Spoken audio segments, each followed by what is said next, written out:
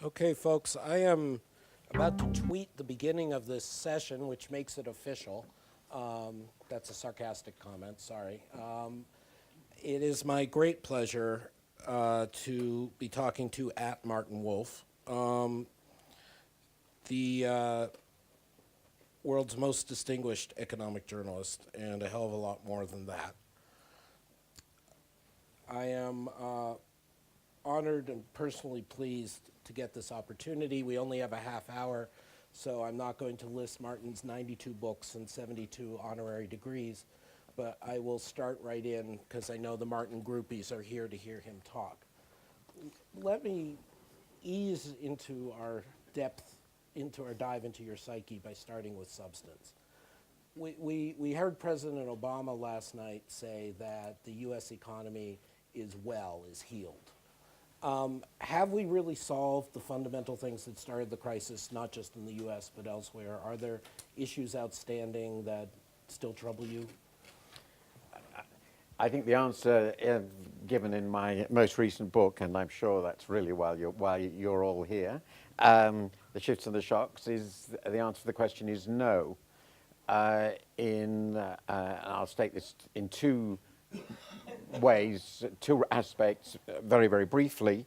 It was my view that, and I'm certainly not the only person who had this view, but I had the view that the crisis was caused in substantial measure by the need, as it was perceived by the major central banks, particularly the Federal Reserve, to run really very accommodating monetary policies in the long period running up to the crisis in response to significant global shortfalls in demand. And those were generated in a number of different ways, both internal to our economies and globally. And it seems to me those underlying conditions clearly haven't gone. And one indicator of that is that even now, in what is supposed to be a period of healing, the Fed is still pursuing, by any normal standards, fantastically accommodating monetary policy. And the second, and I'm particularly concerned in that regard, by the way, that one aspect of that, the desire of everybody else, almost all other countries, to balance their economies by having a huge export surplus with the US, is returning. We can see that returning now. Just look at everybody is really congratulating themselves on collapsing their currency against the dollar. So that's the first point. And the second point is that those monetary policies interacted with a very fragile, liberalizing, very innovative and very unstable financial system to create a monstrous financial crisis. And while there have been some improvements in the financial sector, it still seems to me in many respects extremely fragile, and in some respects possibly even more fragile than it was before the crisis began. I don't want to lose that because, of course, not just your writing, but your service on the Banking Commission in the UK, you have a lot to say on that issue.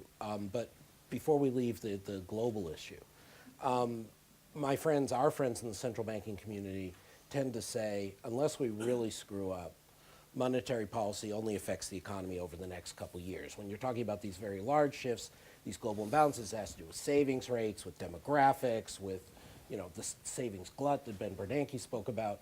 You're putting the blame, it sounds like, primarily on monetary policy choices. No, I don't think, I actually explicitly didn't put the blame in my book because I think they had very limited alternatives given where they were in that very, very long period. They had obligations to maintain inflation at a certain level, which meant maintaining demand at a certain level in their economies. And given what was going on in the real sector, what you call fundamental savings and investment across the world, the way they found to do that involved, as I said, pursuing a highly accommodating policy, which generated a temporary, but longer than 2 years, credit boom. So the idea that monetary policy is neutral over anything over 2 years seems to me clearly wrong. It has very substantial effects well beyond those sorts of periods, though in the long run, of course, I accept it doesn't determine the underlying trend, real growth of the economy, which is driven by productivity, innovation, all the things that Ned Phelps writes about since he's here.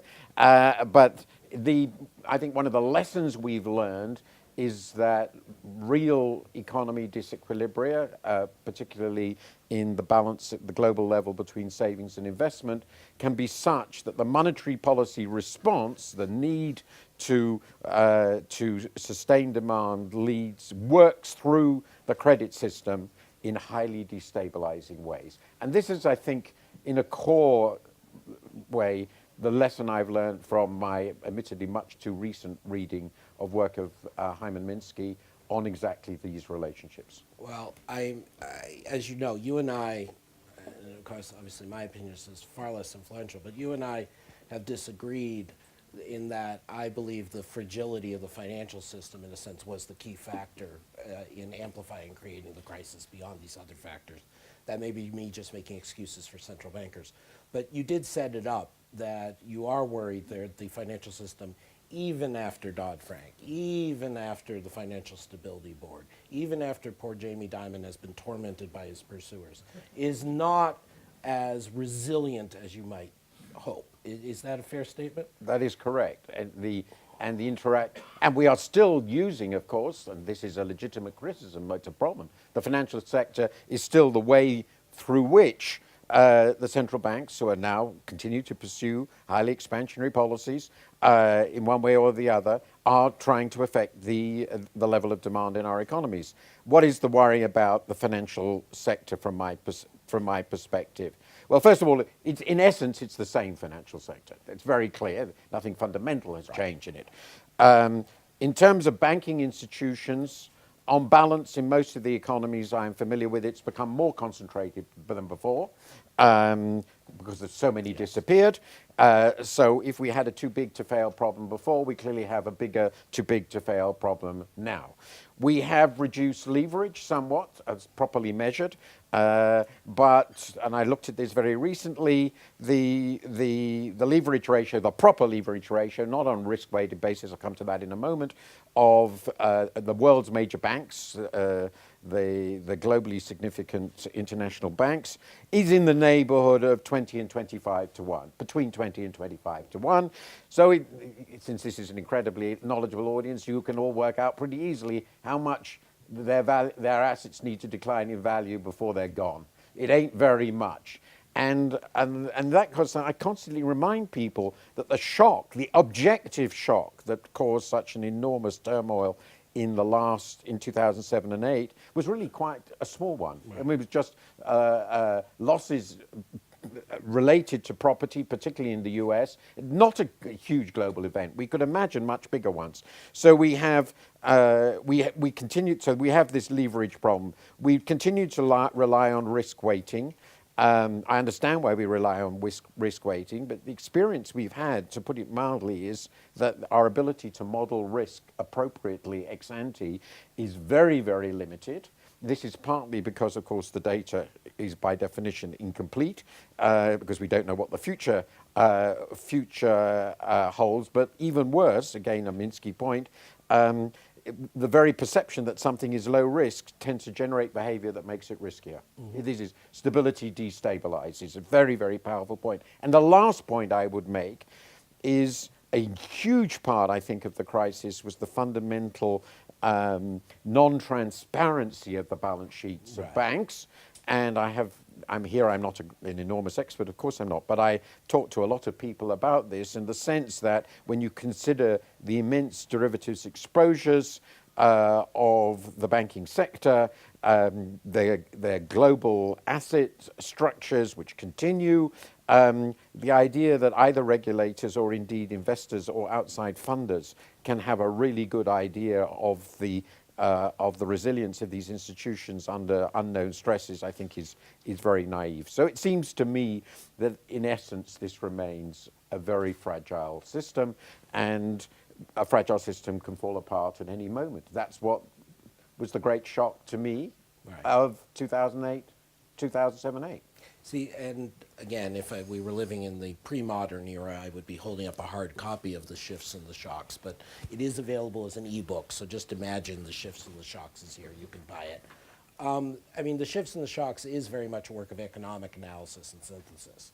But since this conversation is meant to give us an insight into your unique personality and insight, let me ask you a bit about the political side. I mean, sitting there in the UK, and I was overlapping with you for part of this period, we had people, including not just you, not just me, Lord King at the Bank of England, Lord Turner running around at the FSA, saying things that were very radical about the banking system.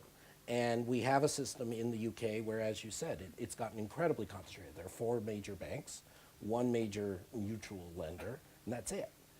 Why do you One think... foreign bank. Right, right. But they're playing nice. Why do you think with that much people in positions of prominence, positions of authority, at least with pulpits, you, Lord King, others, saying this, why do you think there was so little change? I mean, John Vickers' commission, which you served on, why did you think? Well, I think the answer to that is, first of all, there has been, as I said, and I have a long section in the book on this, and there have been quite a lot of changes. I'm not trying to imply that nothing happened. Something has happened. We played a role in this because the Vickers Commission, of which I was a part, made the recommendation of essentially splitting our banking sector into the global trading arms and the domestic retail sector. This was particularly important for the UK because our banks are incredibly big, but most of their assets are foreign assets. Right. They're not domestic. I mean, one of my favorite statistics, which I think might still surprise some people in the audience, but I didn't know it, that when we went into the crisis in 2007, the aggregate balance sheet of the British banking sector was almost as large as the aggregate balance sheet of the American banking sector. Now, that's partly because the Americans' banks in America, as we know very well now, the shadow banking thing, right, as it's called, had grown so vast. And it's partly because our banks were globally so gigantic. So we went into the crisis with a banking balance sheet 5 times GDP, which put us almost much closer to Iceland than to America, which was pretty nerve-wracking. So we made the decision that the least bad thing we could do is to separate out the bit of the balance sheet that really, on which the economy clearly depended on a day-to-day basis. We've got this frighteningly concentrated banking sector, which I hate, but clearly if that falls over, then there isn't an economy. Ben Bernanke's famous remark when he was asked what would happen if they just let all the banks go, he said, well, then there won't be an American economy on Monday morning. Well, this is certainly true for us. So we wanted to separate them out. And that is the one significant reform we've carried out. But we couldn't go any further for, I think, essentially 2 reasons. The first reason was a very, very strong feeling by the political and economic establishment that ours, as it were, that it was necessary that our banking sector remain globally competitive, quote unquote, which meant that they had to be at least as unsafe as all other banking sectors. And so we couldn't go very far beyond the international consensus. So this has been generally the whole discussion of regulation and rules and frameworks has been a sort of the speed of the slowest. Right. And every country has some area that it doesn't want to tighten up on. So the end tends to be that we all agree not to tighten up very much anywhere. Yeah. So that was very important. And the British government was absolutely clear in the terms of reference to the Commission that we had to take account of, quote unquote, the competitiveness of the banking sector, which worked out pretty quickly to the statement that we couldn't demand any more capital or than we could really of any other than was going to be demanded in any other international sector. So the pulling out the retail sector, which is a sort of Glass-Steagall approach, was the most radical we thought we could be. This feeling that here you've got this incredibly important, unbelievably important global industry, and each country is very concerned to preserve the competitiveness of its bit of it against everybody else, which meant, as I said, allowing them all to operate at least as unsafe as one another, which of course has been again used. You mentioned a very distinguished American banker, I won't mention his name, but he has not infrequently argued that some regulation that the Americans are threatening to impose upon the American banks is quote unquote un-American because it will put them at some notional disadvantage to some continental entity which might be on the very edge of disaster. So that is the answer to what happened. No, it's very helpful, but I mean, I just want to underline a couple things from what you said. I mean, because obviously on this point I completely agree with you. I gave a speech while at the Bank of England complaining about the fetish of banking national champions. I compared it to rice in Japan and cars in Germany. It's just UK's national fetish. But the thing I want you to consider that you said that's very interesting is the UK establishment was against this. Now, this is therefore an establishment that somehow didn't include the chief commentator at the Financial Times or the governor of the Bank of England, and yet the establishment was against this. And so it's interesting as we sit here at Davos and think about ideas to figure out who the true establishment is.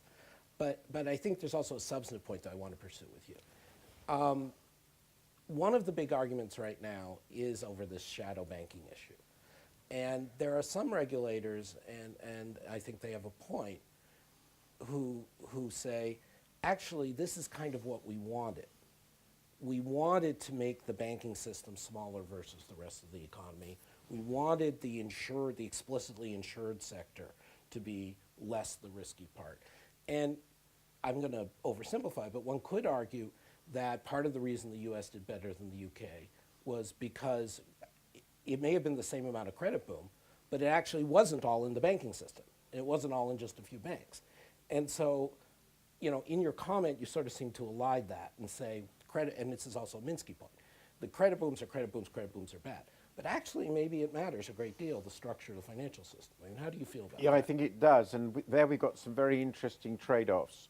I think the US problem, looking back on it, was, my sense, is that having this large, quote-unquote, let's leave aside the fact that there was a hell of a lot, let's be very, very clear, which I think was more or less uniquely American, not entirely, of straightforward fraud going on. Absolutely. So leave that aside. In this crisis, I don't mean uniquely American. I mean, the subprime story doesn't have a British equivalent to the same fault. That little bit in Iceland, but I mean, not on the. So there's a special feature of what happened in the shadow banking. But in and of itself, the great advantage of the shadow banking structure is a lot of it could collapse. The difficulty it had presented, and this is a really big issue here, which is obvious, logical. There wasn't a clean distinction between the two. So a hell of a lot of stuff that turned out to be very, very problematic, which was, as it were, shadowy. I mean, sieves, conduits, and all the rest of it, which were attached to major banking institutions, either actual retail banks, bank holding companies, or bank holding companies which essentially were broker-dealers, and therefore were systemically significant, were also deeply invested in and connected to the so-called shadow system. Now, I think it's very, and that also arose in another aspect of it, the link between the mutual funds and all this. So one of your problems is, okay, you've got this core banking sector in the US, which it's clear you really care about. You're not going to let collapse completely. You have relatively efficient resolution procedures. That's also was another big plus the US had. Nobody else, we had no resolution procedures at all. So that is a big improvement, by the way, or at least it's an improvement. How big, I don't know, but it's an improvement. But when it came to the breakdown, the US problem was that it was really difficult to separate the shadowy stuff with the non-shadowy, the core stuff. So the poor old Fed basically had to go out in a way that really no other central bank, and it was shoring up everything everywhere. I mean, and you got into this really weird situation, which I like to joke about, which was that the whole housing finance system ended up being completely incorporated within the Fed, effectively, which nobody else had to do to the same degree. So that was the American problem.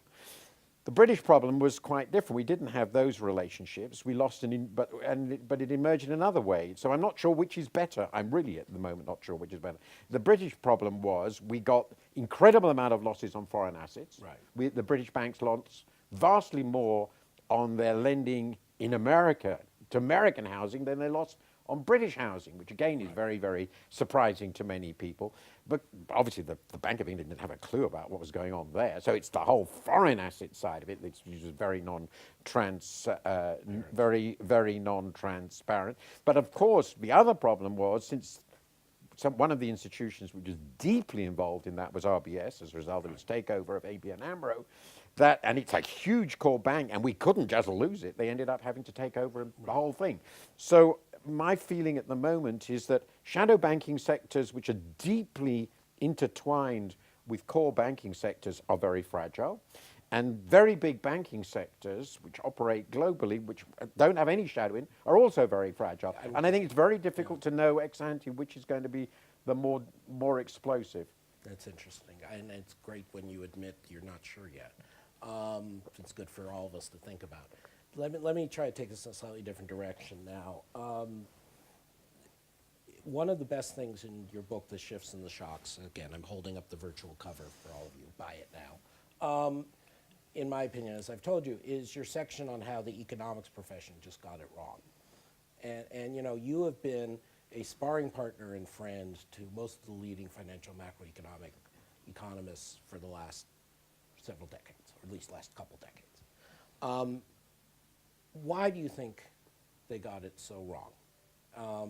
Was it a cognitive capture thing? Was it a fear of challenging the consensus? Was it more venal motivations? I mean, again, it wasn't 100% everyone got it wrong, but an awful lot of the people who were economists speaking at Davos through the years got it wrong. Financial liberalization was going to save the world. So why do you think they got it wrong? Well, one of the reasons I'm very sympathetic to them is that I did too. So I was hoping you were going to say that, but I left it to you to say that. It's in the first page of the book. So, which is perhaps a good. One commenter on Amazon said, "Why should I read a book by a person who admitted he was wrong?" I think that's a very good question. Maybe the answer is that learning in one's mistakes is one of the ways human beings learn. It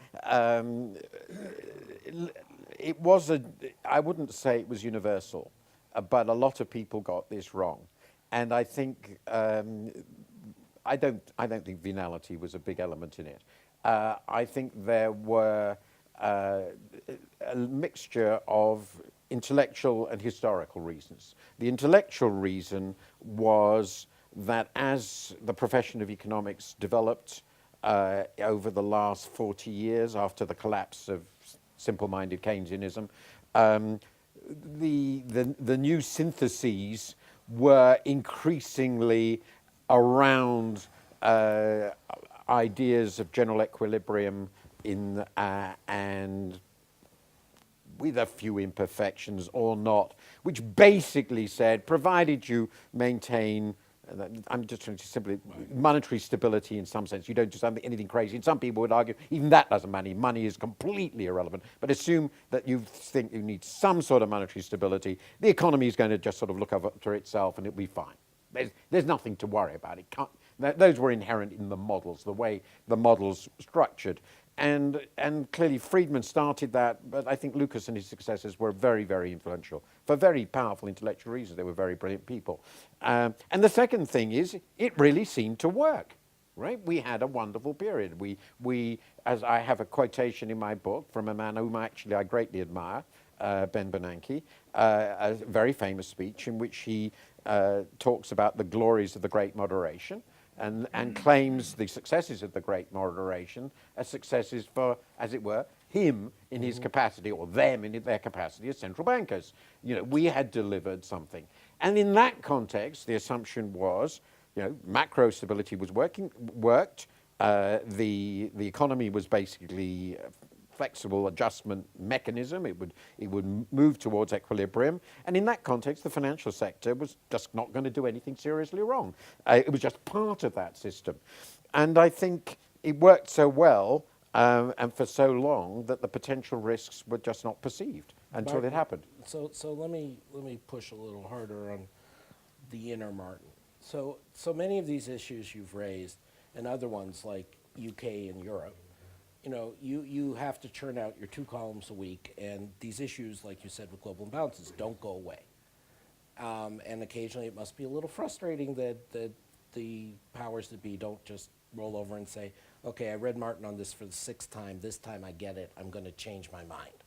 So how do you motivate yourself when you're, in a sense, having to grapple with the same big issues over and over and over? Is it you just get angry every time? Is it hope springs eternal that you'll figure out the right chart to get through? What motivates you But to just keep think how tackling terrible it decisions? would be if they all did what I asked. Then I'd have nothing to write anymore. Ah, I mean, this would be truly awful. So you're asking. I mean, I do this because it's interesting and enjoyable, and sorting out my own ideas is really the main thing I'm trying to do. I don't really have any delusions about changing other people's minds. It's very difficult to change anybody's mind. I know that, particularly if their interests go strongly in the opposite direction. So I don't see that as the objective. I usually am not very angry. It's not my temperament, only in extreme circumstances. And as I said, it would be very, very awkward if suddenly everybody said, well, you've been right all along and we're going to do what you want. And that would be almost frightening. Almost frightening. But the other point is the world changes, the things that matter to me change, what I think about these things change. I find there are columnists who never change their minds about anything. I think that gets fairly dull after a while. I do perhaps change my mind too frequently, I don't know. So in the end, what drives me is that this is all just very, very interesting and important. And so having the opportunity to write for a paper like mine about things that seem to me interesting and important, and even to be paid a little for it, just an unbelievable privilege. That's how I feel about it. I've had an unbelievable privilege to take you through this conversation, as I think the people in this room have. Let me throw you one last, in American terms, I hope softball, but an interesting one. One of the things which you've been noted for, and your paper's been noted for, is you're sort of the love-hate object of the Euro area. You know, they want to be covered in the FT. They view you as the global voice on Europe. But at the same time, they're constantly complaining and frustrated. You're unfair to Europe. You're too skeptical in Europe. You're this, you're that. When you were kind enough to premiere The Shifts and the Shocks in Washington at the Peterson Institute, Jean-Claude Trichet happened to show up. I may have arranged that, and pressed you a bit on the ongoing strength of the euro. So I guess as we close out and go back to our European Davos meeting, have you changed your mind at all on Britain in Europe or on stability of the euro area? Or is it all just a matter of countdown till this is all done? I make 3 points. First, by British standards, I know this is not a very good answer. The FT is a wildly pro-European paper. I understand. And we are criticized for it Yes. fiercely all the time. And John Boehner's an environmentalist by American standards. It's okay, fine. No, I wouldn't get that's a slightly unfair comparison. And we remain very strongly pro membership of the EU, I think, as a paper, and I certainly do. We have changed our position on British membership of the Euro. We had a long period when the FT argued very strongly for British membership of the Euro, and I mostly thought we were wrong. So one of the great privileges of writing at the FT is that I'm allowed to write columns which are absolutely against the op-ed, the editorial line for years, and everybody's very nice about it. Doesn't happen at the Journal, in case you hadn't noticed. So we've had that balance. Vis-a-vis, that's a sort of second point, and we will remain there. We are very strongly membership. But we do have an Anglo view, there's no doubt, we do. On the comments we've made about the euro, I think I've tried to strike a balance, but it might not be seen as that, between what I think of as the views of the North and the South, as it were. And I think that's what the paper has tried to do, because I think there is an element of truth in the views of both. So I've even written some columns, I can cite them actually, in which I've been rather sympathetic to the German position, and then sometimes rather less so. But we have probably balanced somewhat against the northern position, because it's the dominant one. It's the overwhelmingly dominant one in practice. And it seems to me somebody has to argue against it. And because of who we are and where we are, we can do that. So I regard it as in the context of what we've done within the euro as being, or about the euro issue, as sort of being, in a way, what we would call in Britain the loyal opposition.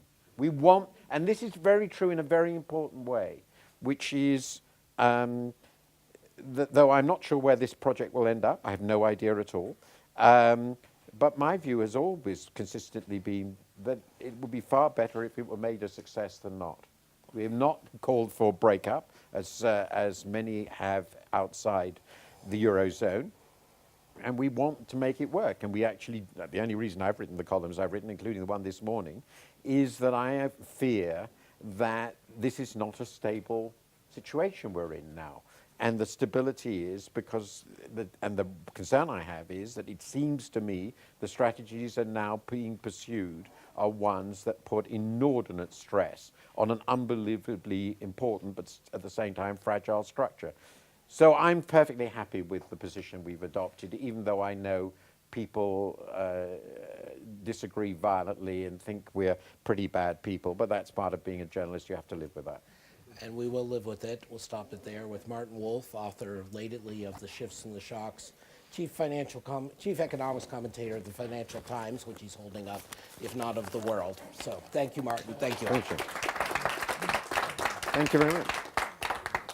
An indicator of that is that even now, in what is supposed to be a period of healing, the Fed is still pursuing, by any normal standards, fantastically accommodating monetary policy. And the second, and I'm particularly concerned in that regard, by the way, that one aspect of that, the desire of everybody else, almost all other countries, to balance their economies by having a huge export surplus with the US, is returning. We can see that returning now. Just look at everybody is really congratulating themselves on collapsing their currency against the dollar. So that's the first point. And the second point is that those monetary policies interacted with a very fragile, liberalizing, very innovative and very unstable financial system to create a monstrous financial crisis. And while there have been some improvements in the financial sector, it still seems to me in many respects extremely fragile, and in some respects possibly even more fragile than it was before the crisis began. I don't want to lose that because, of course, not just your writing, but your service on the Banking Commission in the UK, you have a lot to say on that issue. But before we leave the global issue, our friends in the central banking community tend to say, unless we really screw up, monetary policy only affects the economy over the next. Let me ease into our dive into your psyche by starting with substance. We heard President Obama last night say that the U.S. economy is healed. Have we really solved the fundamental things that started the crisis, not just in the U.S. but elsewhere? Are there issues outstanding that still trouble you? I think the answer given in my most recent book, and I'm sure that's really why you're all here, The Shifts and the Shocks, is the answer to the question is no. And I'll state this in two ways, two aspects, very, very briefly. It was my view that, and I'm certainly not the only person who had this view, but I had the view that the crisis was caused in substantial measure by the need, as it was perceived by the major central banks, particularly the Federal Reserve, to run really very accommodating monetary policies in the long period running up to the crisis in response to significant global shortfalls in demand. And those were generated in a number of different ways, both internal to our economies and globally. And it seems to me those underlying conditions clearly haven't gone. Okay, folks, I am about to tweet the beginning of this session, which makes it official. That's a sarcastic comment, sorry. It is my great pleasure to be talking to Martin Wolf, the world's most distinguished economic journalist, and a hell of a lot more than that. I am honored and personally pleased to get this opportunity. We only have a half hour, so I'm not going to list Martin's 92 books and 72 honorary degrees, but I will start right in because I know the Martin groupies are here to hear him talk.